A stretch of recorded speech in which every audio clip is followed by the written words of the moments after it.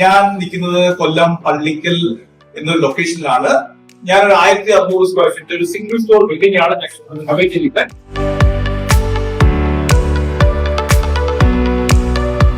Living റൂമിലാണ് ഞാൻ നിൽക്കുന്നത്. എന്റെ ഈ ലിവിംഗ് റൂമിലുള്ള ടാസ്ക് എന്ന് പറഞ്ഞു കഴിഞ്ഞാൽ മെയിൻ ആയിട്ട് ഈ ഫസ്റ്റ് ഞാൻ ഇവിടെ വരുമ്പോഴത്തേക്ക് ഇവിടെ ഓൾറെഡി ഒരു വോൾ ഉണ്ടായിരുന്നു. ഈ വോള് ഇവിടെ നിൽക്കുന്നത് കൊണ്ട് എനിക്ക് ഈ ലിവിംഗ് ഡിസൈൻ ചെയ്യാനായിട്ട് കുറച്ച് ഡിഫിക്കൽട്ടീസ് ഉണ്ടായിരുന്നു. ടി വി മൗണ്ട് ചെയ്യണം, അത് മാത്രമല്ല ചെയർ സെറ്റ് ചെയ്യും, ആംബിയൻസ് ലൈറ്റ്സ് സീലിംഗ്സ് എല്ലാം വരുമ്പോഴത്തേക്ക് ഈ സോഫ ഈ ഫ്രണ്ടിലോട്ട് വരും. അപ്പൊ എനിക്ക് ടി വി പ്ലേസ് ചെയ്യാൻ ബുദ്ധിമുട്ടായിരുന്നു. ഈ മോഡ് ചേഞ്ച് ചെയ്യാൻ പറ്റിയത് കൊണ്ട് എനിക്ക് ഇവിടെ സോഫേഴ്സ് അറേഞ്ച് ചെയ്യാൻ പറ്റിയത് കൊണ്ട് എനിക്ക് ടി വി യൂണിറ്റ് ഈ മോഡ് സിമ്പിൾ ആയിട്ട് വളരെ സിമ്പിൾ ആയിട്ടാണ് എനിക്ക് ഈ ടി വി യൂണിറ്റ് ചെയ്തിരിക്കുന്നത്. എന്നാൽ അത്യാവശ്യം നമുക്ക് കാണാൻ നല്ല ഭംഗിയുണ്ട്. അപ്പൊ എനിക്ക് ഈ മോഡിൽ തന്നെ ഞാൻ ടി വി പ്ലേസ് ചെയ്യും.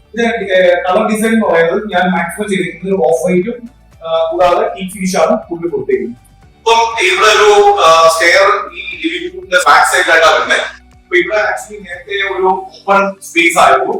അപ്പൊ അവിടെ നമ്മള് ഒരു ചെറിയ സ്റ്റോറേജും കൂടാതെ ഇവിടെ ആക്ച്വലി ബാത്റൂം എൻട്രൻസ് ഉണ്ടായിരുന്നു. അത് നമ്മൾ ക്രോസ് ചെയ്തിട്ട് ഇവിടെ ഒരു ഷെൽഫും അത്യാവശ്യം ഇൻവേർട്ടർ വെക്കാനും അത് കൂടാതെ അവിടെ അത്യാവശ്യം സ്റ്റോർ ചെയ്യാൻ വേണ്ടി ഇതിന്റെ ഇവിടുത്തെ നേരത്തെ സ്റ്റെയറിന്റെ ഹാൻഡ് റെയിൽ അലൂമിനിയം ആയിരുന്നു.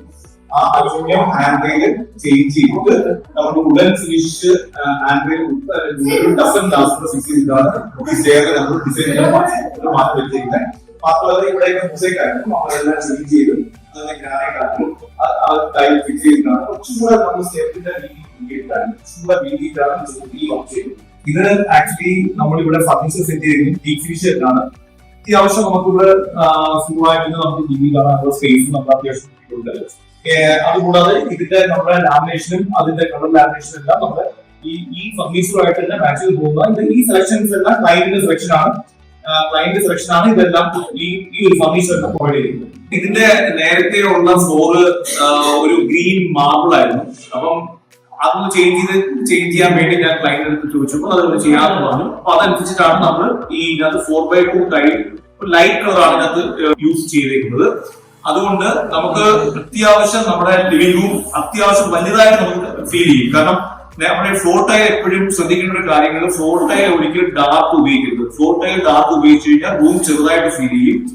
ലൈറ്റ് കളർ ടൈൽ ഉപയോഗിക്കുവാണെങ്കിൽ നമ്മുടെ റൂം ചെറുതാണെങ്കിലും അത് വലുതായിട്ട് തന്നെ ഫീൽ ചെയ്യും. ഞാൻ ലിവിംഗ് റൂമില് ഒരു ചെറിയ ടെമ്പിൾ, അതും നമ്മുടെ ടീക്കിന്റെ സെയിം ലാമിനേഷൻ, നമ്മുടെ എന്താണ് നമ്മുടെ കോമ്പിനേഷൻ വന്നിരിക്കുന്നത് അതനുസരിച്ചിട്ടുള്ള സ്മോൾ ടെമ്പിൾ ആണ് നമ്മൾ പ്ലേസ് ചെയ്തിരിക്കുന്നത്. നേരത്തെ ഇത് പഴയ കിച്ചൺ ആയിരുന്നു. ആ കിച്ചണിന്റെ നേരത്തെ പറഞ്ഞ ഈ വോളിനെ നമ്മൾ ഓപ്പൺ ചെയ്തിട്ടാണ് കുറച്ച് വീതി, ഈ ലിവിംഗിന്റെ അത്യാവശ്യം വീതി ഇവിടെ വരെ വീതി ഞാൻ കൂട്ടി. മാത്രമല്ല ഇത് വർക്ക് ഏരിയ ചെറുതായിരുന്നു.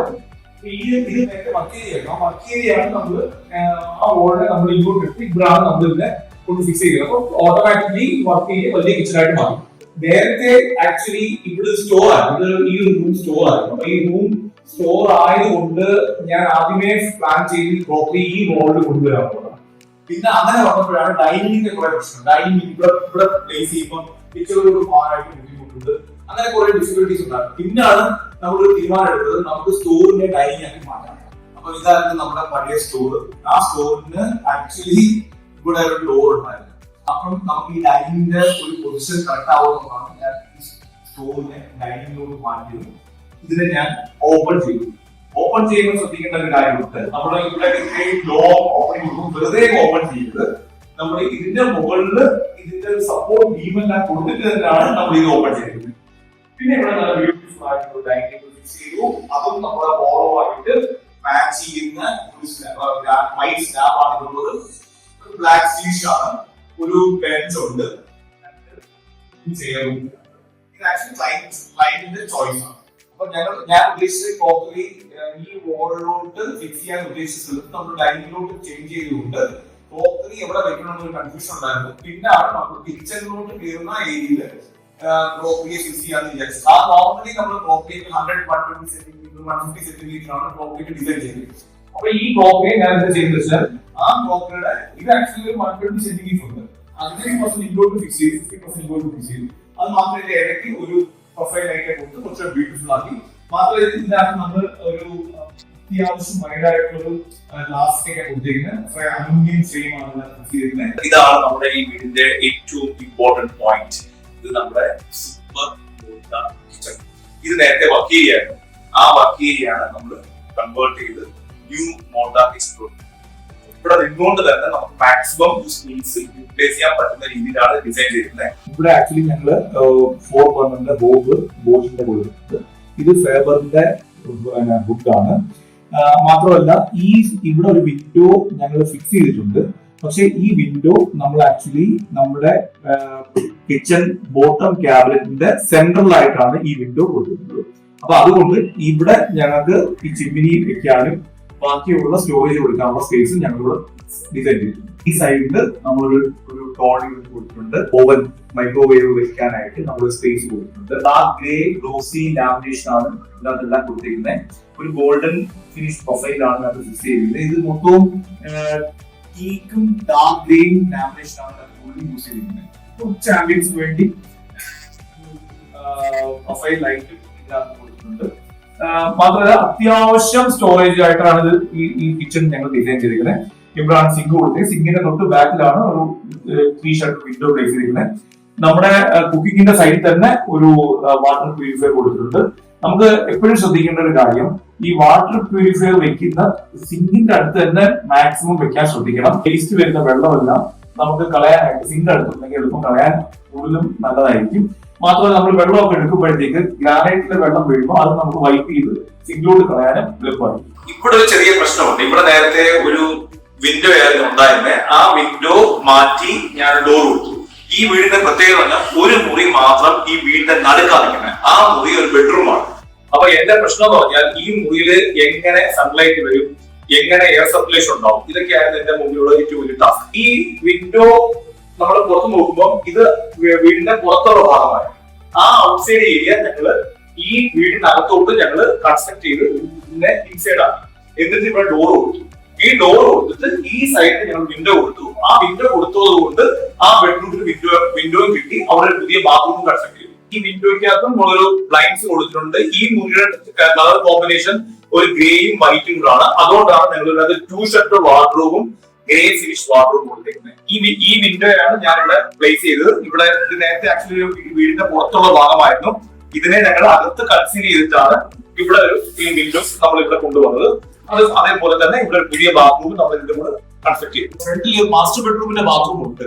ആ ബാത്റൂം ഇത്രയും വരെ ഉണ്ടായിരുന്നു. അതിനെ ഞങ്ങൾ പകുതി വെച്ച് കട്ട് ചെയ്തിട്ടാണ് ഈ ബെഡ്റൂമിന് ഈ ബാത്റൂം മാറ്റിയതും. രണ്ടും അത്യാവശ്യം സ്പേഷ്യസ് ആണ്. ഇതിനകത്ത് നമുക്ക് ബാത്ത് ഏരിയയും ബെഡ് ഏരിയ എല്ലാം നമ്മൾ കറക്റ്റ് ആയിട്ട് കൊടുത്തിട്ടുണ്ട്. ഫ്ലോർ ആന്റി സ്കിഡ് ടൈൽ തന്നെ യൂസ് ചെയ്തിരിക്കുന്നത്. വോൾ ടൈലും അത്യാവശ്യം മാച്ച് ചെയ്യുന്ന ഗ്രേ കളർ ടൈലാണ് ഞങ്ങൾ ഉപയോഗിച്ചിരിക്കുന്നത്. കാണിക്കുന്നത് മാസ്റ്റർ ബെഡ്റൂമിലാണ്. മാസ്റ്റർ ബെഡ്റൂമിൽ വലിയ സ്റ്റോറി ഉണ്ട്. കാരണം ഈ റൂം പഴയ നേരത്തെയുള്ള ബെഡ്റൂമിലാണ് ചെറുതായിട്ട് ഇന്ന വരെ ഉള്ളത്. ആ റൂമിനെ ഞങ്ങൾ ഈ മാസ്റ്റർ ബെഡ്റൂമിലോട്ട് കൺവേർട്ട് ചെയ്തു. പക്ഷെ വേറെ ഡിഫിക്കൽട്ടി എന്താണെന്ന് വെച്ച് കഴിഞ്ഞാൽ ഈ ചെറിയ റൂമിന്റെ റൂഫ് താന്നാ നിൽക്കുന്നത്. 7 അടി ഹൈറ്റിലായി ഈ റൂം നിൽക്കുന്നത്. മാസ്റ്റർ ബെഡ്റൂം ഹൈറ്റാണ് നിൽക്കുന്നത്. അപ്പൊ നമ്മളിത് ഒന്നിച്ചാക്കിയാലും ഈ റൂഫ് താന്ന് നിൽക്കുന്നത് കൊണ്ട് അത് കാണാൻ വളരെ മോശമായതുകൊണ്ട് ഞങ്ങൾ ഈ റൂഫിനെ കൂടെ ഇതേ ഹൈറ്റ് തന്നെ അതിനെ വെള്ളോട്ട് കൊണ്ടുപോയി ബെഡ്റൂമിന്റെ സ്ലാബുമായിട്ട് നമ്മൾ കണക്ട് ചെയ്തു. അപ്പൊ ഇത് വളരെ ബ്യൂട്ടിഫുൾ ആയിട്ട് ഒരു മാസ്റ്റർ ബെഡ്റൂമായി, അത്യാവശ്യം ലോങ് ആയി, കിങ് സൈസ് ബെഡ് ഇട്ടാലും അത്യാവശ്യം സ്പേഷ്യസ് ആണ്. 2 സൈഡും നല്ല സ്പേഷ്യസ് ആണ്. ഇത് സൗത്ത് വെസ്റ്റ് കോർണർ ഏരിയ ആണ്. ഈ വീടിന്റെയും ഈ ബെഡ്റൂമിന്റെയും സൗത്ത് വെസ്റ്റ് കോർണറിൽ ശ്രദ്ധിക്കേണ്ട ഒരു കാര്യം, സൗത്ത് വെസ്റ്റ് കോർണർ ഏറ്റവും ബെസ്റ്റ് നമ്മുടെ വാർഡ്രോബ് ഒക്കെ വെക്കുന്നതായിരിക്കും. റെനോവേറ്റ് ചെയ്യുമ്പോൾ ശ്രദ്ധിക്കേണ്ട ഏറ്റവും വലിയ കാര്യം എന്ന് പറഞ്ഞു കഴിഞ്ഞാല് നമ്മള് ഇതിനകത്ത് ഈ ഇലക്ട്രിക്കൽ പോയിന്റ്സ് ഒന്നും നമ്മൾ രണ്ടാമത് ചെയ്തതാണ്. ഇവിടെ പോയിന്റ് കൊണ്ടുവരുന്നതും ഇവിടെ ഈ പോയിന്റ് കൊണ്ടുവന്നതും എല്ലാം രണ്ടാമത് ചെയ്ത വർക്കുകളാണ്. മാത്രമല്ല ഇതിനകത്ത് ഈ വോൾ എല്ലാം അങ്ങോട്ടും ഇങ്ങോട്ടും ചേഞ്ച് ചെയ്യുന്ന സമയത്ത് തന്നെ ഈ പ്ലാസ്റ്റർ എല്ലാം ഞങ്ങൾ റീപ്ലാസ്റ്റർ ചെയ്താണ്. ഈ മാക്സിമം പ്ലാസ്റ്റർ റിമൂവ് ചെയ്ത് റീപ്ലാസ്റ്റർ ചെയ്താണ്. അപ്പൊ ഈ റീപ്ലാസ്റ്റർ ചെയ്യുന്നതും കട്ട് ചെയ്യുന്നതുള്ള എല്ലാ വിഷയങ്ങളും ഏറ്റവും വലിയൊരു പ്രശ്നം എന്ന് പറഞ്ഞു കഴിഞ്ഞാൽ നമ്മൾ പെയിന്റ് ചെയ്തെല്ലാം കഴിഞ്ഞ് വീടിന്റെ പണിയെല്ലാം കഴിഞ്ഞ് റൂമൊക്കെ പ്ലാസ്റ്റിക് എല്ലാം കഴിഞ്ഞ് നമ്മൾ പെയിന്റിങ്ങിലോട്ട് പോകുമ്പോൾ ശ്രദ്ധിക്കേണ്ട ഒരു കാര്യം എന്ന് പറഞ്ഞു കഴിഞ്ഞാൽ എവിടൊക്കെ നമ്മൾ റീവർക്ക് ചെയ്തിട്ടുണ്ടോ ആ റൂം ഫുൾ കുത്തിയിട്ട് പ്രോപ്പർ ആയിട്ട് സാൻഡ് ചെയ്ത് ഭയങ്കര പെയിന്റ് ചെയ്താൽ മാത്രമേ ആ റൂമിന്റെ ഭംഗി വരത്തുള്ളൂ. അല്ലാതെ നമ്മൾ കുത്തിയിടാതെ നമ്മൾ പ്ലാസ്റ്റർ ചെയ്ത് പെയിന്റ് ചെയ്യുവാണെങ്കിൽ ആ റൂം ഒരു കാരണവശാലും അതിന്റെ ഫിനിഷിംഗ് കിട്ടത്തില്ല.